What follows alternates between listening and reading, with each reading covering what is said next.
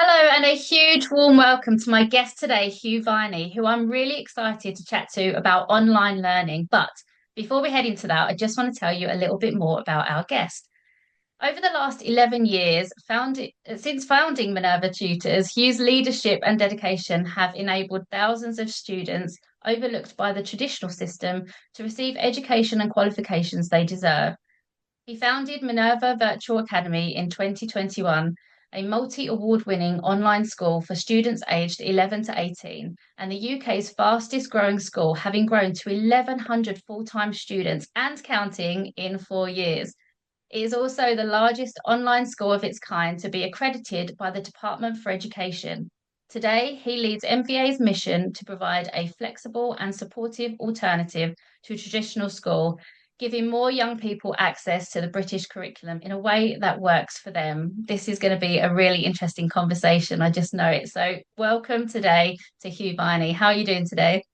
Great, Lucy. Thank you for having me. Not at all. Thank you for coming and talking to us about this really important topic. It's something that has definitely been growing a lot and very quickly over the last few years. So I'm really keen to find out more about your offering.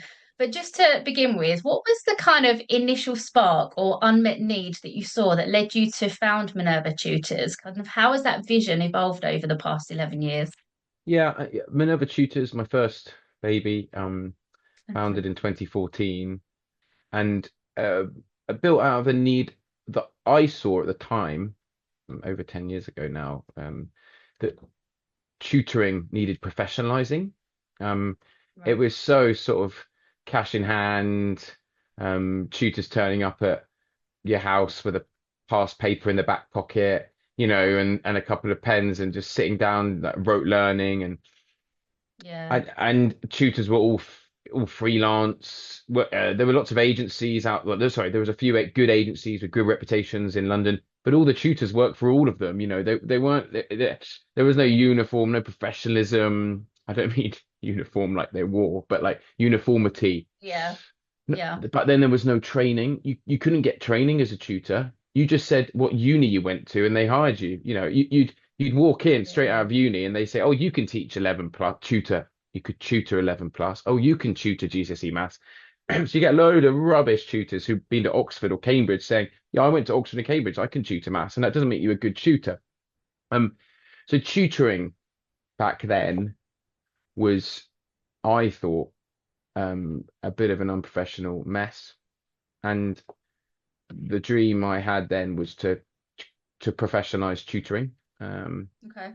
And I failed. It's still no. I didn't fail. I didn't professionalize tutoring.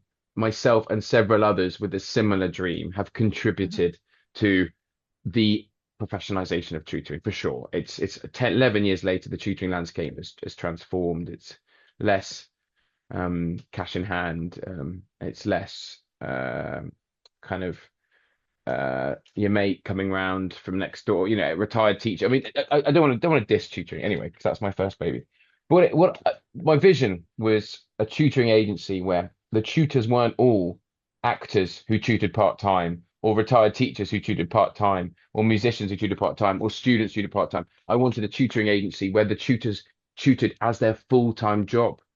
Their Yeah. full-time job was one-on-one tutoring, and that was my dream back then. And we've kind of got there now, and other companies are doing it too, and they're great, if not better than us. But like back then, I thought the tutoring industry was a mess, and that was the vision. Can we professionalize tutoring? And so many great things have happened to tutoring since. Nothing to do with me, but which I support. To the Tutors Association has been established, well, and now flourishing. Other companies have full-time tutors on salaries, and Yeah.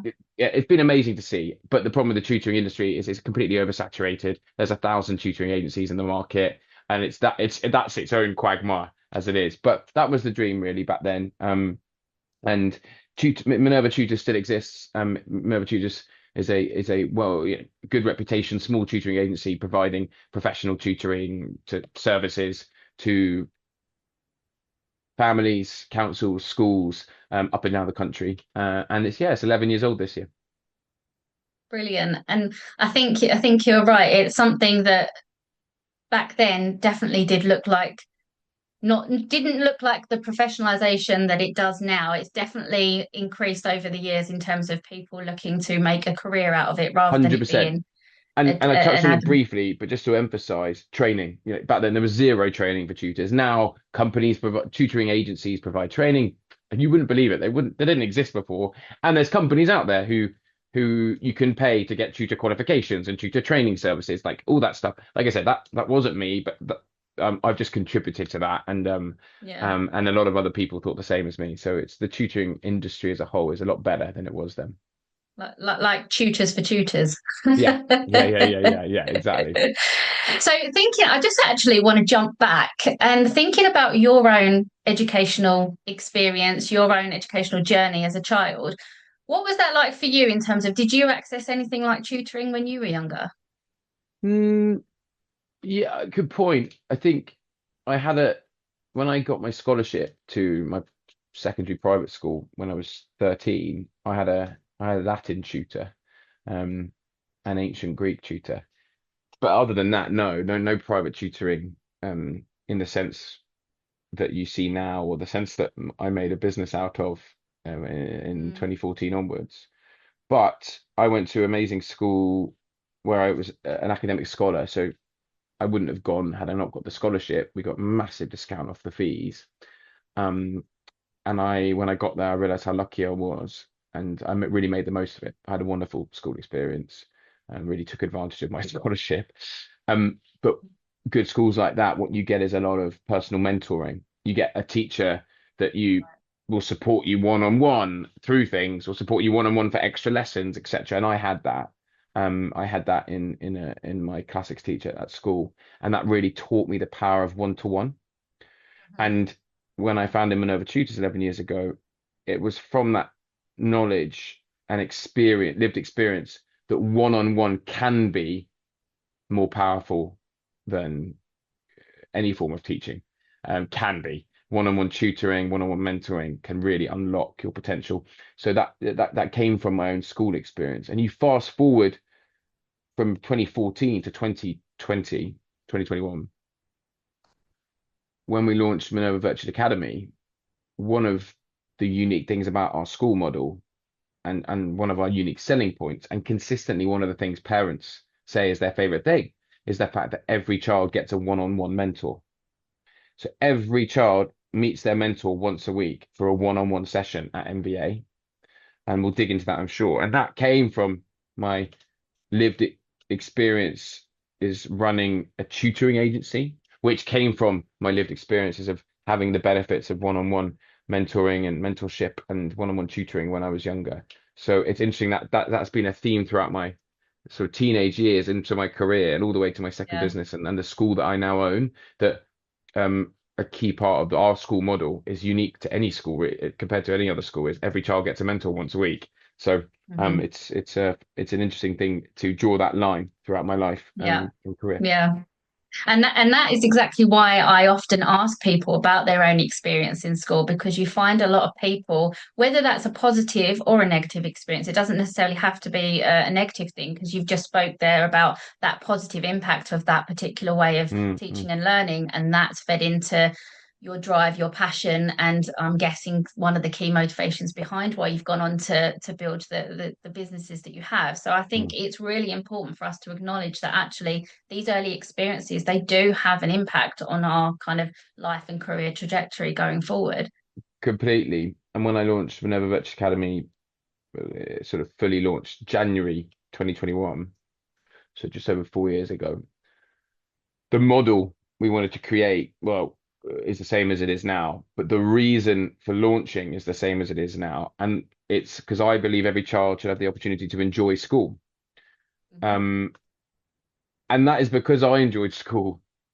And Yeah. and to go back to that experience, so not just the mental thing we've mentioned, but I loved school, and I was lucky enough to love school. And I didn't realize at the time that's not that usual.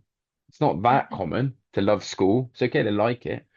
And with the tutoring business, the sort of growth in homeschooling we were getting between 2014 and 2020 was really showing me, it was becoming abundantly clear that many children, a large percentage of children don't suit school. Others, um, it makes them sad. And then others, even worse, it makes them ill. And Minerva Virtual Academy, MVA, was born to out of that knowledge and feeling that shock and that so many children don't suit traditional school, or at worst, traditional school makes them feel sick. Is there a way we can create a school to serve those children? And that's where MVA came from in 2021, January 2021. Can we create a school to serve the children that have been left behind by traditional education? Absolutely. Okay, so what does that look like in reality then? What is that kind of flexible, supportive, alternative traditional school that you say at MVA you provide? Can you talk us through some of kind of the core principles that guides that approach? Yeah, sure. They were the same. They are the same as when there was just four students. You know, January 2021, four kids at the school, and now we have over 1,100 and counting. And it was the same four pillars. Um, and the theory behind the four pillars was, can we take the best parts of traditional school, which for me is sort of pastoral care and community, Yeah. and match that with our expertise and the demand for home education and flexible education. So what is that? So um we our learning model, which is sort of which is the thing that speaks to the benefits of homeschooling for all sorts of reasons, which we'll get into, but is this mixture between asynchronous learning and synchronous learning. Because the most radical thing about our model is not that we're online. That's quite radical, sure, that we're completely online. I know it is. But at the time when we launched, other online schools were either fully synchronous, so 7 hours a day of live Zoom lessons every day, Right. right? Which is what I prefer to call school online rather than online school. Or these other companies at the time, or we called themselves online schools, were 100% asynchronous. So what I would call distance learning, really. They're not a school. Like you're doing self-study all the time. You don't have classes with your Right. mates. You don't have much teacher contact time. You're sort of sent the work to do and you do it and you send it back and it gets marked. And Hmm. nothing's wrong with that either model. And they suit some kids, but I just thought that's not the best way to do online school. For me, the best way is a combination of both. So that's why our children have 60% of their learning asynchronously on a virtual platform without a teacher. So that is the Okay. flexible element, which they can do in their own time, Yeah. right? For children that want to start early in the morning, perfect. For children that want to start late, perfect. For children that have 4 days of um, competitions because they're an athlete, they can then catch up the following 4 days, you know? That's the 60% flexible element, the asynchronous element, which is combined with 40% of their learning being fixed in classrooms with teachers, because I believe that is important too. And we Yeah. have small class sizes, you know, average class size of 20, and um, they complement each other because really, when they're tied together, we provide what many in the education world is known as is flipped learning, but many people in traditional schools can't do flipped learning because you'd have to sort of get rid of lots of your teachers, and people don't want to do that, which is fair. So 60% of the learning is done asynchronously, 40% is done synchronously, and you do it in that order. You do virtual learning platform when you discover a topic for the first time. Then you have a live lesson to talk about that topic, and you know about it a bit already. You've got your questions ready. It's interactive, Okay. it's engaging. And you Hmm. come off the live lesson. Excuse me, my headphone fell out because I was gesticulating too much. You come off the live lesson Get too excited. and you get so excited. You come off the live lesson, you go back into the virtual learning platform where you consolidate your knowledge, quizzes, maybe projects, then move on to the next topic. And Okay. that really, as our learning model, is the radical thing about MVA, not the fact we're online. Now, that's only half of the schooling experience at MBA, those two pillars, the virtual learning platform and the live lessons. The Hmm. second half, the next two pillars of our schooling model is the pastoral side. And that sits underneath a vice principal pastoral. The first half sits underneath a Okay. vice principal academic, just like a traditional mainstream school. And on the pastoral side is the one-to-one mentoring every child has once a week, which I've said already. Hmm. Which if you're learning, doing a lot of asynchronous learning, one, and you're at an online school where the parents aren't really sure what's going on, if you've got a mentor seeing you once a week and reporting back to the parent every 2 weeks, they report back. The parents have this parents' evening in their pocket every two Yeah. weeks, which if you're an online school is so reassuring. It's so like, a lot of the mums who are desperate with us, they come to us and they say, I need to send my kid here because my child hasn't been going to school for a year and this looks amazing. And you get the cynical dad being like, no, this is weird. And then we say, well, I know it's weird, but every 2 weeks you're going to get a report from the mentor who becomes their Hmm. buddy, and they're going to tell you exactly how much work they're doing or not doing, how happy they are, how their well-being is, most importantly, and then other things like their involvement in school life. So that mentor touch point is so unique to our model and Hmm. key to our model. And then Hmm. finally, the fourth pillar, again on the pastoral side, this is all wrapped up with our community. So what does that mean? Well, this is the whole, again, after mentoring, often described as the thing our kids love the most and parents love the most. And one of the secrets to our success is we have the community of a traditional school, just a good traditional school, bricks and mortar school. How do you have that online? Well, I'll tell you, we have assembly on Monday morning. We have Okay. assemblies, year group assemblies on Wednesdays. We have after school clubs and anything you could think of. Well, not anything. We have about 30 after school clubs from photography to entrepreneurship to baking to And this is all exercise still done clubs. online, All online, virtually. all online. We have Okay. social rooms all online, societies, the Neurodivergent Society, things like that, and debate club. But just to sort of top that all off, we have these 6 meetups a term in person. So we do these Right. school trips in person, which not everyone can attend each one. Of course they can't. But that means 150 kids are going to be in Hyde Park this summer term, like they were last term, last summer. That means last term it was like 60 kids in Nottingham and 50 kids in Birmingham and 70 kids went to the Bath trip. So we do them all over the UK, and that is an amazing Okay. chance for people to come together and connect and the kids to interact physically and then throw in as just a sprinkle on top the fact that myself and the principal Suzanne have recently just completed our spring roadshow where Suzanne and I did a tour of cities around the UK where we at every city met our families and students and there was always 50 people or more um and we held a workshop. We did a lunch, we did a workshop session, we did some, just some fun. And then we finished the trip because we went to Malaga because we've got a lot of kids internationally. About 200 of our students are non-UK. So, and our Right. busiest country is Spain. So we completed our roadshow with a trip to Malaga last week. So that is what we mean when we say community.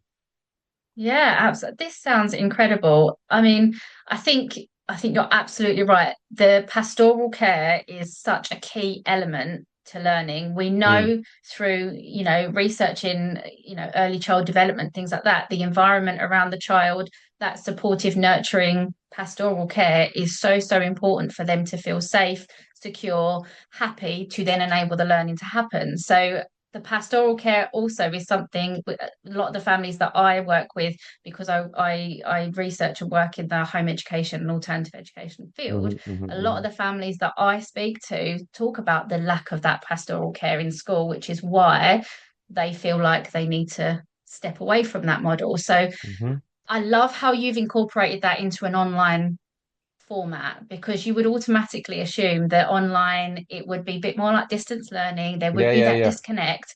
And so it's really lovely to hear that that actually is encompassed in your pillars behind everything that you do, which is great. Well, this Why is was it? why combining the things is what for me was the key to our success. And the Yeah. home ed community, I thought we'd have more of them from day one. We didn't. I think at first they were like, you're too much like school. But the home ed community now, we're getting more and more families coming to us, especially as their children get to the teenage years, GCSEs. We're an amazing solution for them because they still get loads of the home ed benefits, but and the things that are good and they love about home education, but with some of that structure they might need just to finish off the GCSEs. But the morals and philosophies are the same. And that's kind of hit home more recently for the home ed community. And if you talk about alternative provision, so many APs is just like doing a bit of maths and English for 6 weeks, which is rather than a full school experience. And this is why more and more councils are sending students to us. So 55 of our students right now have come to us from local authorities, sending them to us and paying their fees. So that's like 5% of our students are funded by their local authority. And then more of an even more of an interesting phenomenon is students who are dual enrolled. Their state school is sending kids to us. They're emotionally based school avoiders often, and the state school's desperate, doesn't know what to do. They've heard about us. They call us. The kid enrolls with us, and the school pays our fees. And we've got over about 100 of these kids. So now, currently, this is up from like 16 a year ago. So 15% of our students are state funded, and it's because these local authorities are recognizing that we're much better than just some English and maths. We're sort of a full school experience for these kids that are often emotionally based school avoiders. And the same with the state schools. They're thinking, well, options out there previously have just been a bit of English and maths to catch up, and they must return to the physical school soon, where they'll be miserable. And they go, well, actually, I don't want them being miserable and doing 6 weeks. Why can they go to MVA for a year or 2 years where they're going to be attending better than before, where they weren't attending anything? And what happens when you attend? You make friends, and what happens when you make friends? You're happier. When you're happier, you learn more.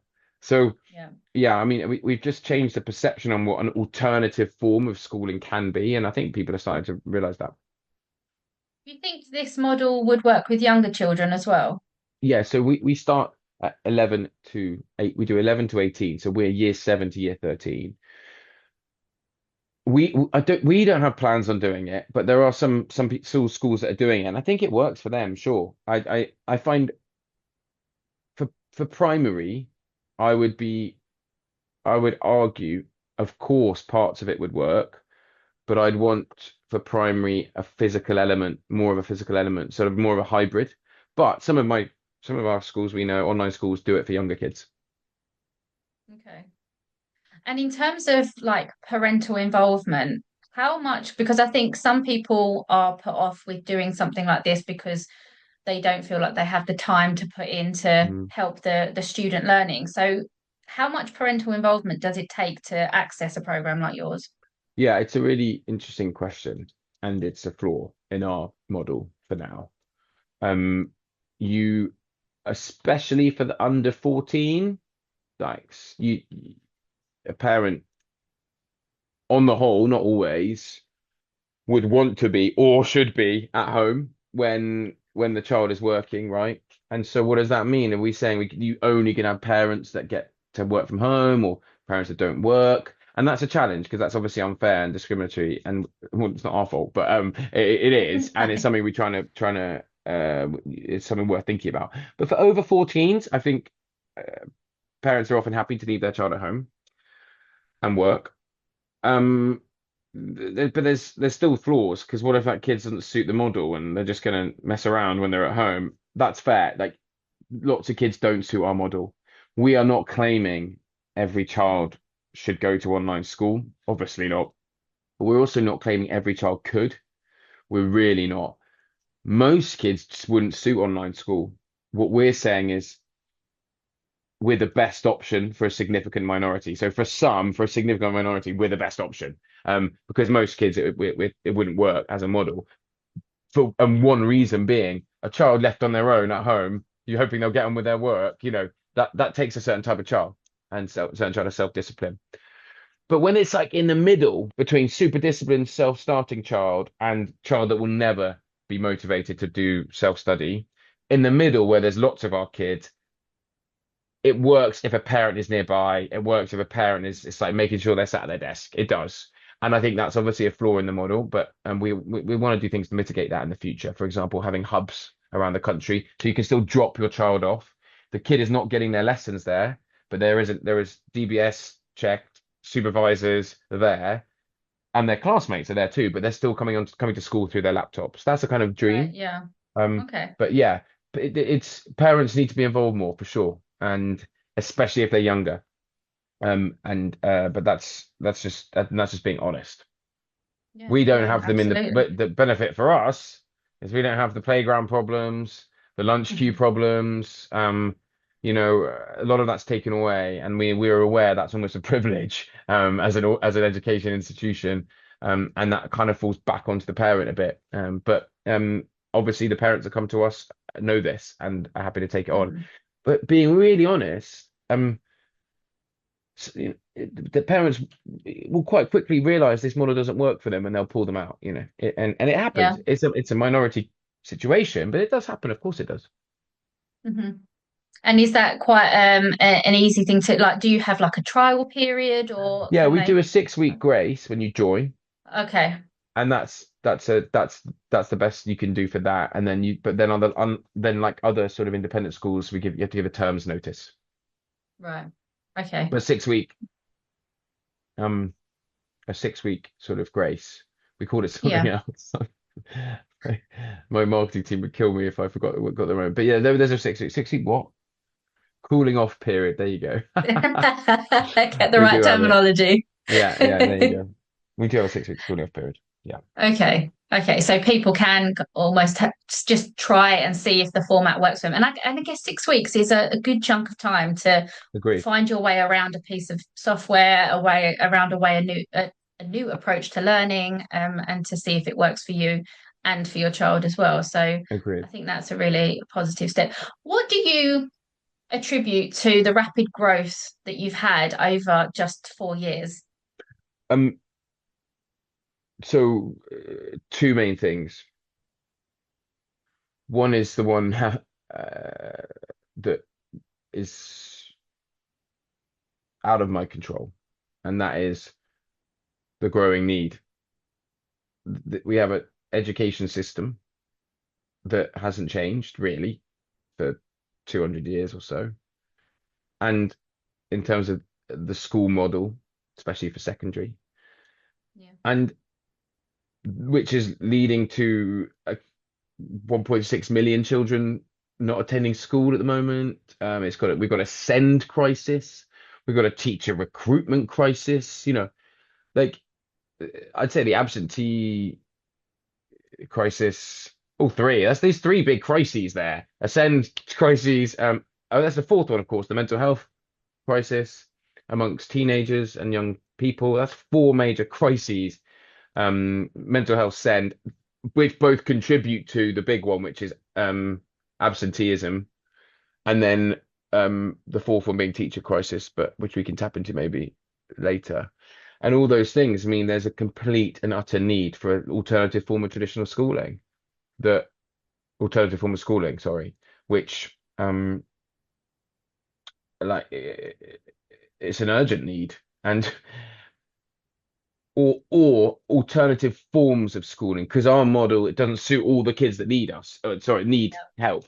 But there's Yeah.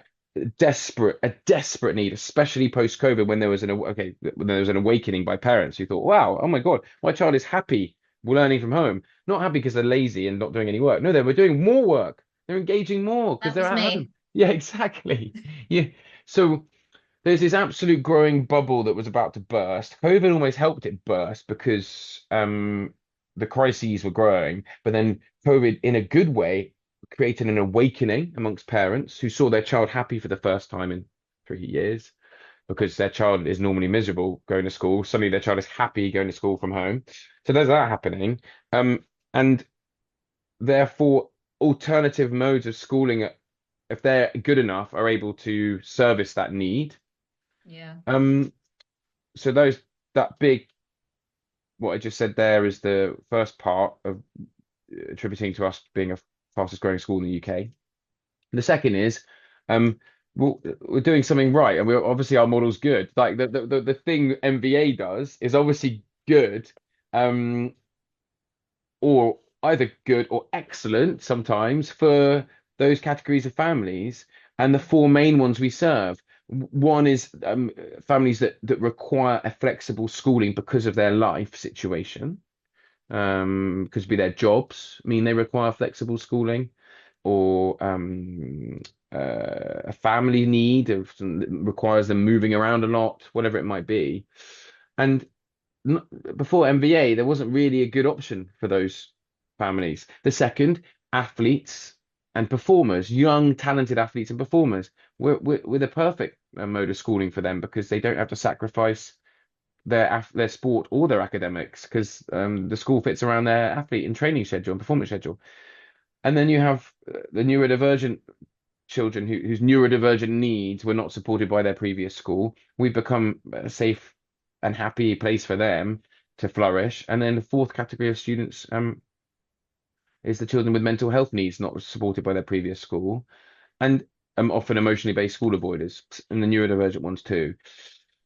Those four types of families that we serve were funny enough, were the four kids we had when we first launched. One Yeah, from one and each. one from each. And now roughly, it's not quite 25% each. It's not, but roughly those four are split across the 1,100 kids we have now.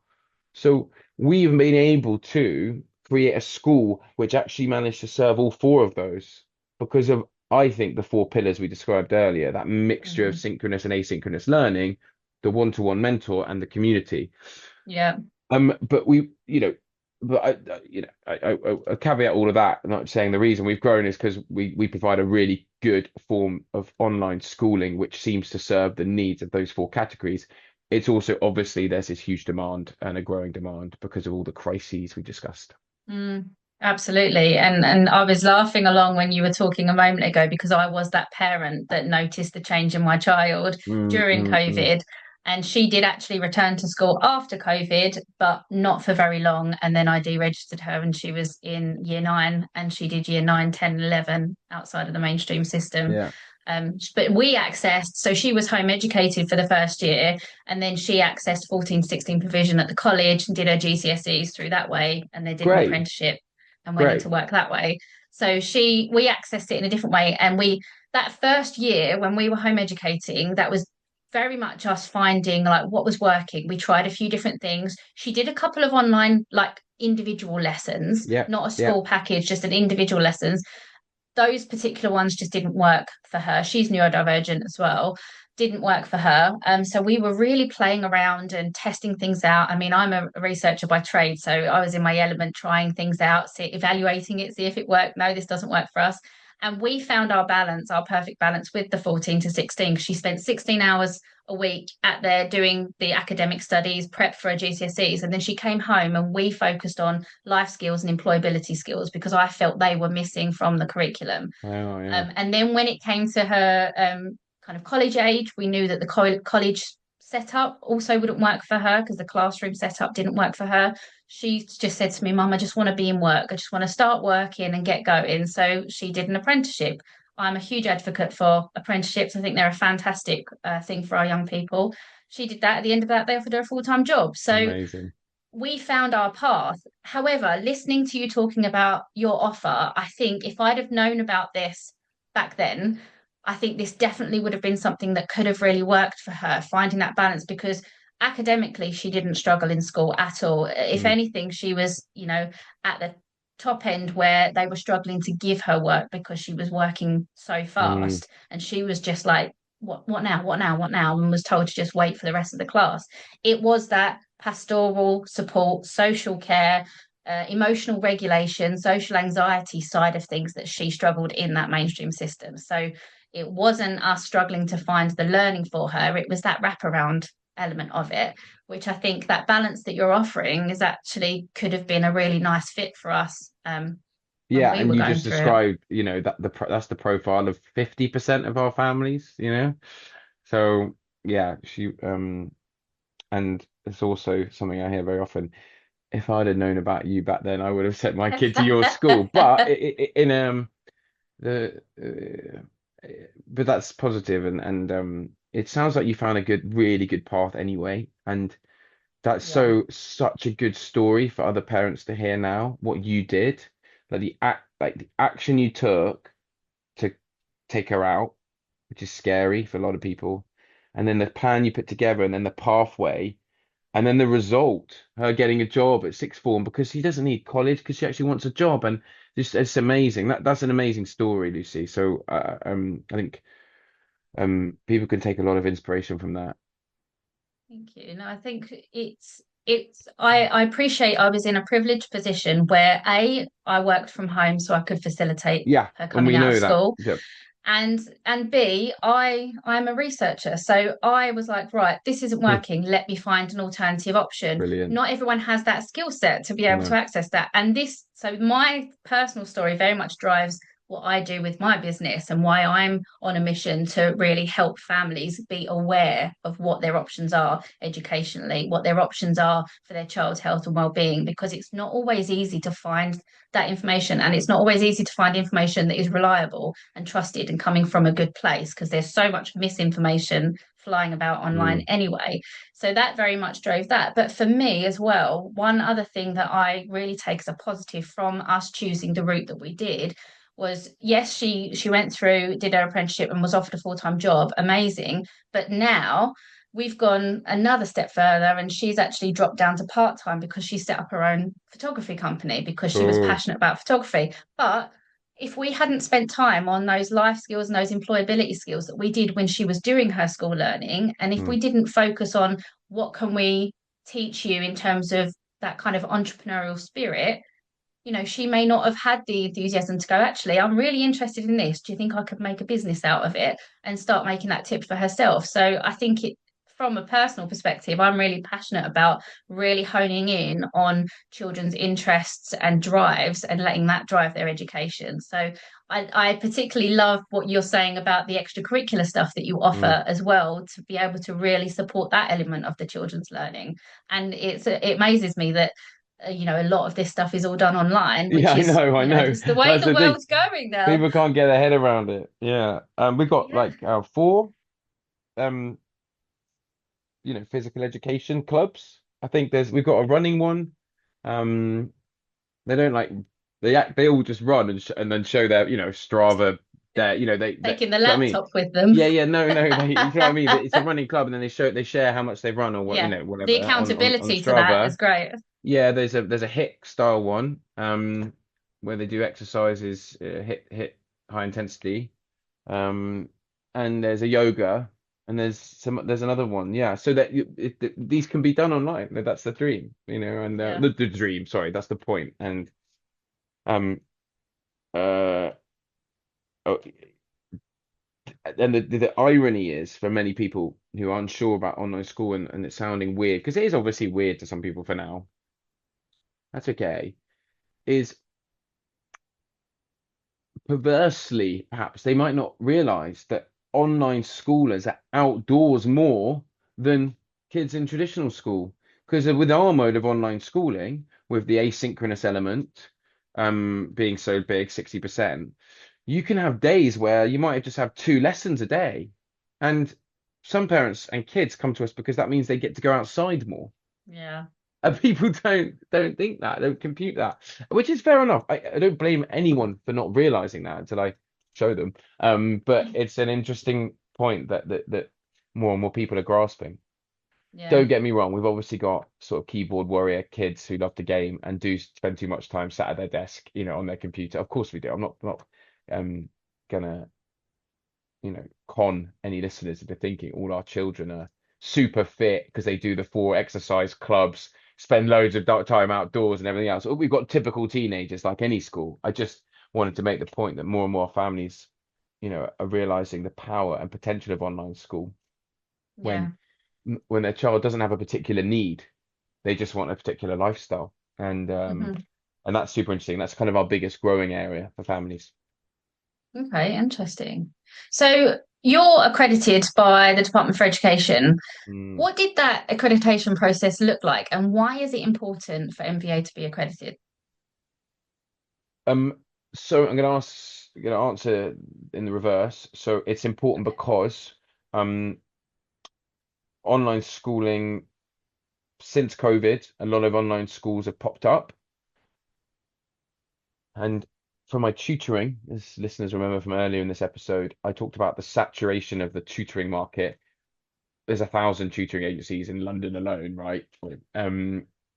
Online schooling isn't like that. There's probably just dozens, it might be 20. And some of them are just complete chances, and some of them have just said, "Oh, I can set up an online school," and that's okay. It's not great if they're not very good, but what I mean is we have very relaxed laws about homeschooling in the UK compared to the rest of the world.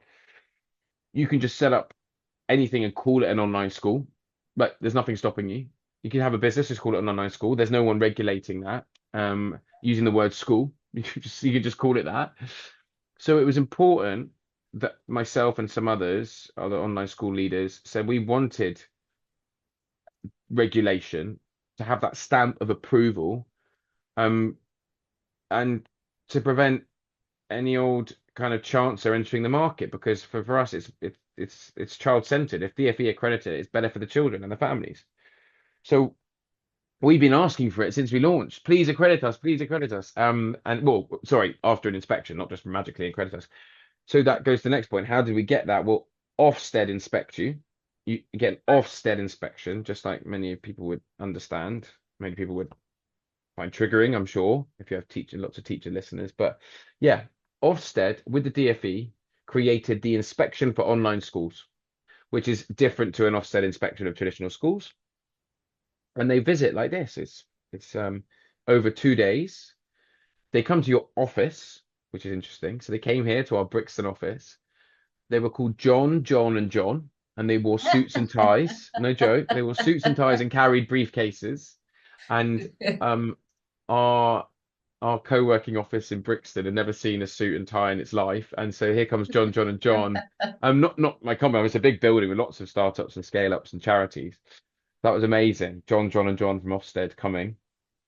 John, John, and John from Ofsted were charming. They were lovely, which is I just want to get across that. I think Ofsted gets a possibly deservedly, but gets a lot of shtick. They were charming and kind.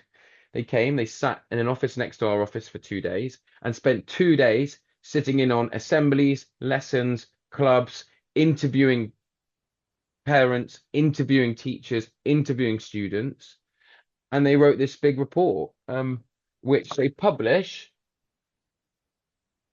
and it sits above my head, if I could show you.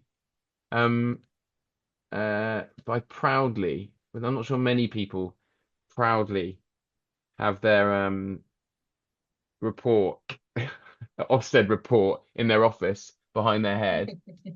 Let me see if I can get it for you. None. There we go. If I just turn my camera up. There we go. Ofsted. Oh, wow. Is it framed? My Ofsted report is framed above my head. So it was I worth thought the you were wait. going to just show us a folder. I didn't realize you No, meant actually displaying it. That's incredible. For no. anyone who's listening and not watching the video, it's framed behind you, isn't it? Up on the wall. So they write that Wow, report after 2 days, and then a amazing. week later you find out, you know, you get to read the report. And ours, we're so grateful, and we deserved it. Obviously, my team spent so much work on it. You have to meet 120 standards or something like that. So it's 6 months of meeting the standards, meeting the standards. Then the inspection comes along. Yeah, it wasn't just John, John, and John over 2 days. It was a sort of 6 month process. Yeah. And um, ours starts with the line, well-being is at the heart of everything they do at MVA. And then it reads like a sort of marketing document. It's amazing. I mean, not many people say that about their Ofsted. Ofsted then submits that to the DFE, who then a week later send you this letter saying, congratulations, you're accredited by the DFE. So I've also got this framed for Amazing. anyone listening. And it normally sits on the wall, like here behind my head, but it fell down the other day and I haven't put it back up Oh. yet. So it's a metal wall, so it's quite hard to hook things on. But anyway, that's the process. It's a long process. You got to meet 120 odd standards. You got to submit all the sorts of documents and everything you would do for normal inspection, except obviously there's different things because you don't have a building where children come to, so that's the difference there. So Yeah. there's difference there in the regulations. But yeah, it's intense and but ultimately rewarding because we think it's the right thing to do.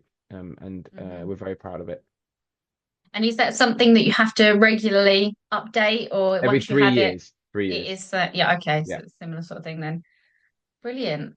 That's amazing. Well, congratulations and well done Thank for all the you. hard work for Thank you. you and your Well, team. That's my yeah, I'll credit my principal Suzanne, my head of HR and compliance Philippa, who were most heavily involved and most deserving of any praise for us getting accredited.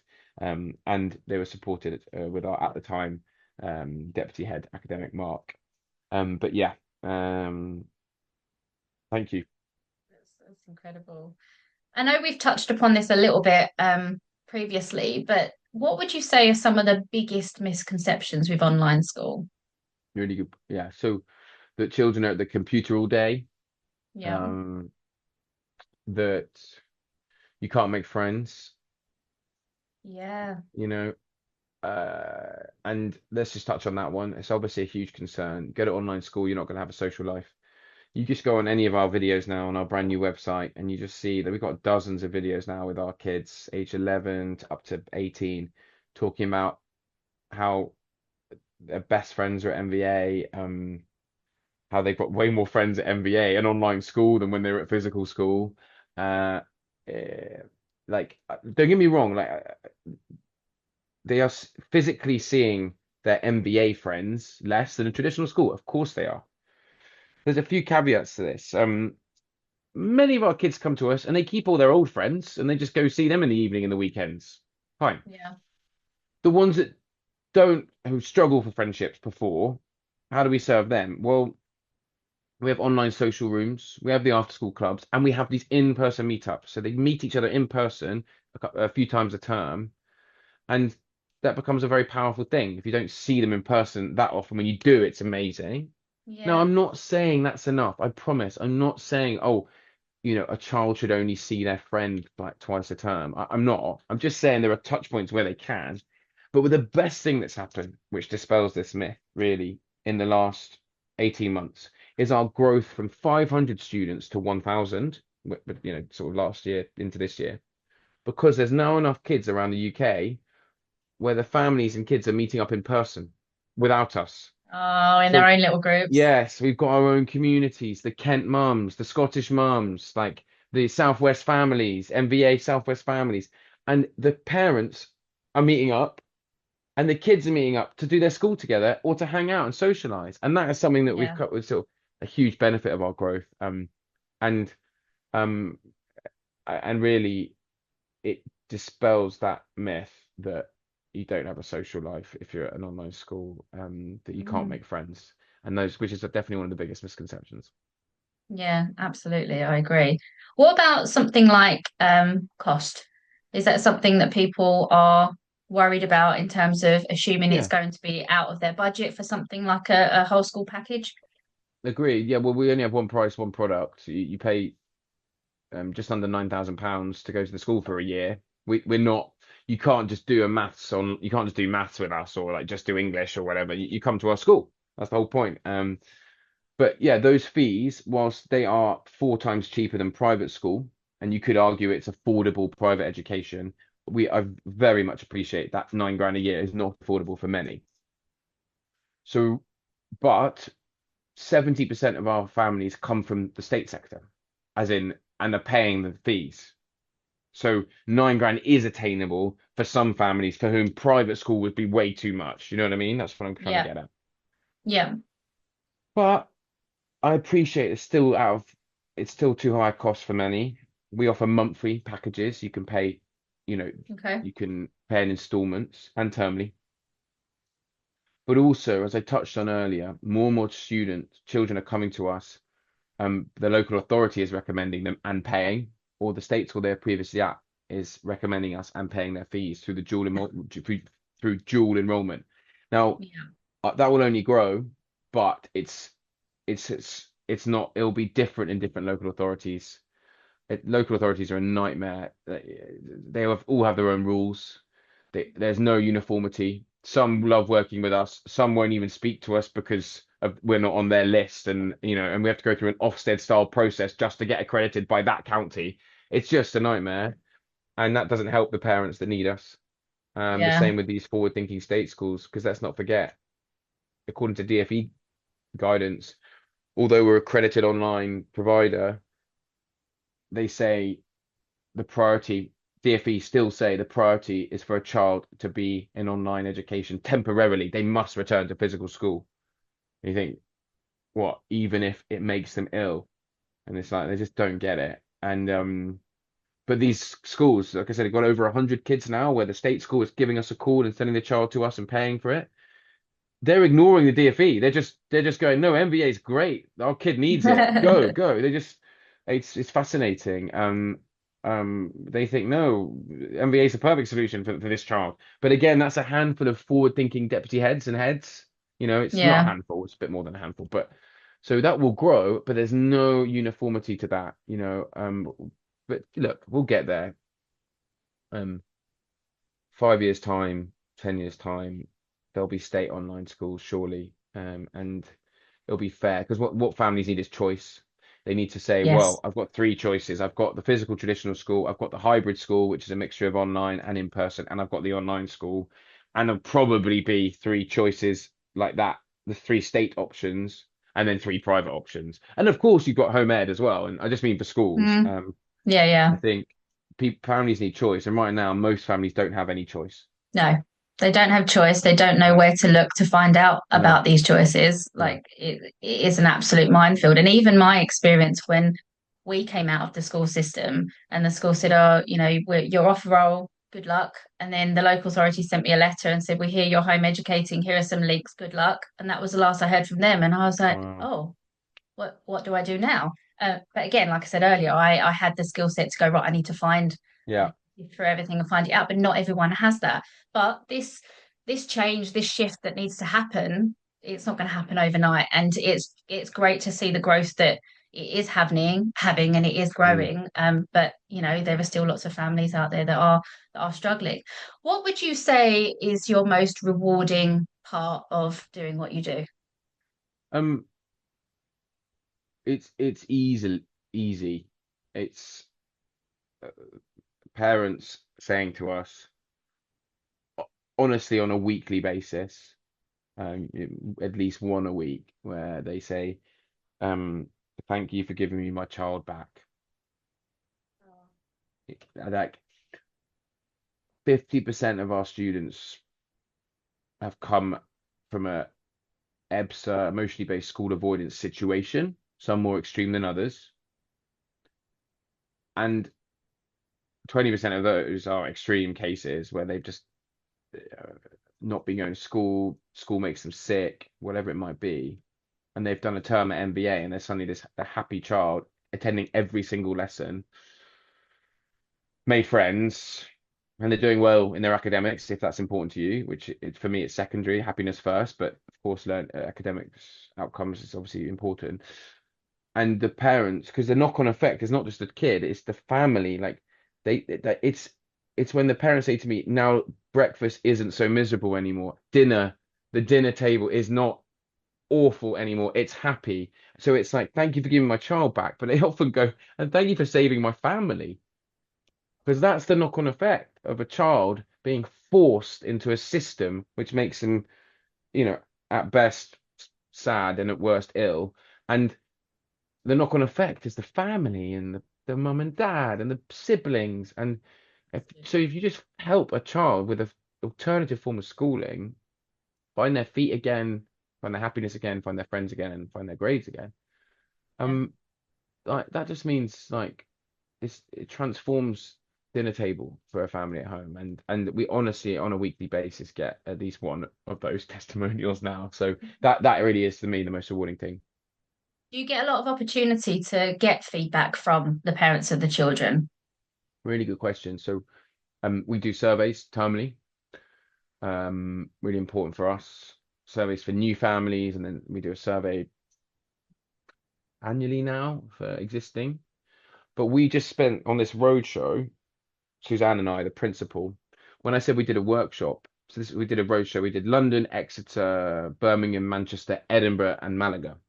And at every single one, where there was like London, there was over 100 families, but the others, 40, 50. And we did this workshop where they had to write something they liked about MBA, something they would they want, they need something, different, and they could be critical, and then ask us any questions. And we we put these posters on the wall. Not just that, we'd write them all up. We'd email them to the entire parent community, who people who weren't there, and say, "This is what people are asking for. This is what people are Yeah. asking for," and we're letting you know that we listened to that, we listened to that, and we're going to do that now. And we've actioned about 7 things in a month Brilliant. based on feedback. We basically, and Hmm. this is the other thing, we win all these parents on side because all their previous school experience is the school saying, "Not my problem," or never admitting when they were wrong. So when we say things like, "Oh yeah, really sorry, that's our fault," a parent just goes, "What? What?" And I'm like, "Yeah, yeah, yeah, that's my bad. My mistake." And they say, "What? You're apologizing? We've never had a school apologize to us." And in the same way, we kind of built off that. Well, because I picked that up about 2 years ago. So when I started saying sorry, parents would just be aghast and like shocked. And I thought, shoot, how can we build on this? And we built on Yeah. it by basically offering constant feedback loops and then Yeah. implementing changes really quickly when parents give us the feedback and bringing the parents on this journey with us. And that in itself has created this powerful engine for growth. Parents feel like they're part of this movement, dare I say. Hmm. And do not get me wrong, we do have parents that it hasn't worked for MVA. Of course we do. We do have parents that maybe have been disappointed. We're still only 4 years old. I'm not pretending we've been perfect. No way. Um, um, but obviously the majority, it's been great. So so that's why it continues to go. But yeah, we've got things wrong, and also the model doesn't suit us often.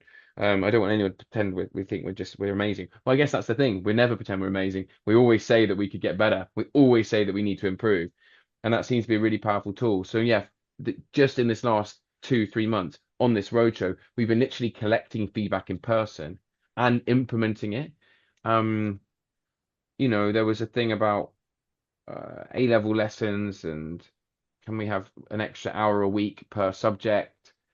I thought we that came out of feedback and we said, oh yeah, maybe, yeah, yeah, okay, I'll do the numbers. Okay, yeah, we can, and we've launched that this half of term. So all the year 12s have got an additional hour per subject now per week, and that came from a family in Exeter or something on the roadshow. Yeah. There's Yeah. things like that we're just doing live almost.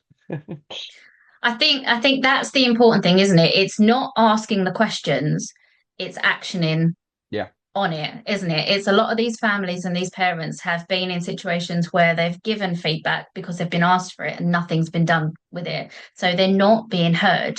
So I think that's the key, isn't it? Is actually if you want to have people working with you, if you want people vested in what you're doing, Mm, is actually giving them a voice and listening mm, to it and building. And I like how you say that they're part of that growth and they're mm, feeding into it because, you know, being a researcher, that's I really value that input from external people to help develop and grow, move forward. You know, you can't be perfect at everything. You can't succeed at everything first time because actually those kind of things that go wrong, those challenges, you know, dare I say it, failure, they're all mm. opportunities to learn, develop and grow, aren't they? So I Yeah. think that's a really important thing. So yeah, what's the future aspirations for MBA? Where are you going? What are you doing?